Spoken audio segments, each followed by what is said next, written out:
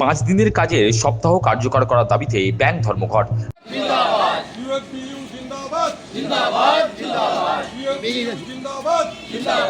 দু হাজার চব্বিশ সালে যে আমাদের ওয়েজেস রিভিশন হয়েছিল, এই ওয়েজেস রিভিশনে গভর্নমেন্টের সঙ্গে আমাদের বিভিন্ন চুক্তি হয়, যেমন শুধু নট অনলি স্যালারি, তার সঙ্গে যেমন মেডিকেল বেনিফিট বা আদার্স ইস্যুগুলো, ফ্যামিলি ম্যাটারগুলো, এই জিনিসগুলো হয়।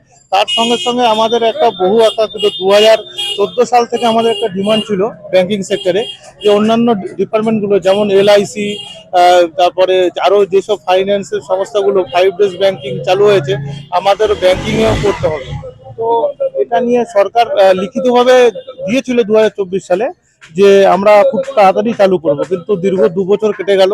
অনেক মিটিং মিছিল করা হয়েছে গভর্নমেন্টের সঙ্গে, এবং তাতে কোনো সলিউশন আজ অবধি পাওয়া যায়নি।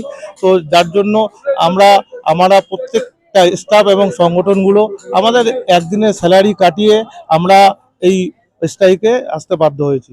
লাস্ট দেখি 30 তারিখে আবার আমাদের ফাইন্যান্স মিনিস্টার সব ব্যাংকিং সেক্টরের সঙ্গে মিটিং করবেন বলেছেন। দেখি ফাইন্যান্স মিনিস্টার যদি কোনো সুরাহা বের করে। এছাড়া এর আগে এক দফা না, অনেক দফাই মিটিং সম্পন্ন হয়েছে এই 5 ডেজ ব্যাংকিং নিয়ে। তো লাস্টে আমরা এই পথে যেতে বাধ্য হয়েছি। সুরা না মানলে নেক্সট আমাদের অ্যাসোসিয়েশন যেই ডিসিশন দেবে আমরা মেনে চলবো। 5 দিনের কাজের সপ্তাহ কার্যকর করার দাবিতে আজ 27 জানুয়ারি দেশ জুড়ে ব্যাংক ধর্মঘটের ডাক দিয়েছে কর্মচারীদের সংগঠন United forum of bank unions.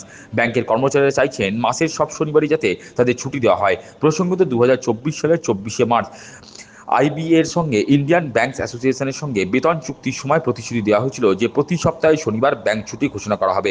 শনিবার ছুটির বিনিময়ে সোম থেকে শুক্র রোজ 40 মিনিট অতিরিক্ত কাজ করতে তারা রাজি আছেন, কিন্তু সেই প্রতিশ্রুতি এখনো বাস্তবায়িত হয়নি, যার ফলে তাদের এই একদিনের কর্মবিরতি। যে না, মানে আমরা 5 দিনের বন্ধের মধ্যে সে ব্যাপারে আইবিএর সাথে আমাদের চুক্তি হয়েছে এবং তারা এগ্রিও হয়েছিলেন সে 2023 সালে।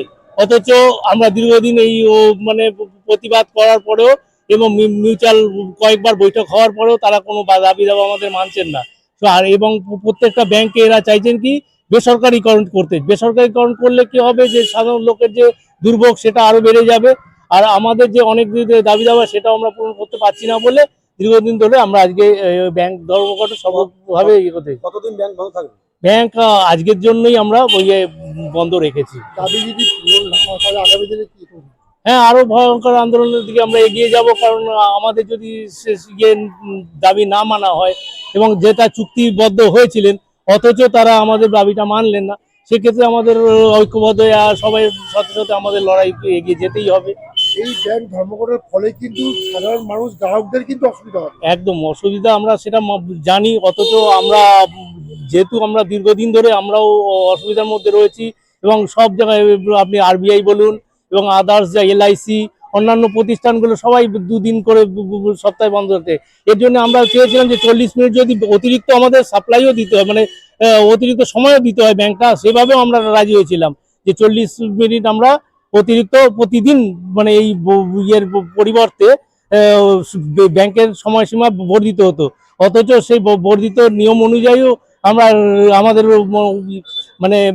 নেতা এবং কর্মীরা রাজি ছিলাম, তাতেও ওনারা কোনো সায় দিলেন না, যার জন্য বাধ্য হয়েই আমরা এই ধর্মঘটের দিকে এগিয়ে গেলাম।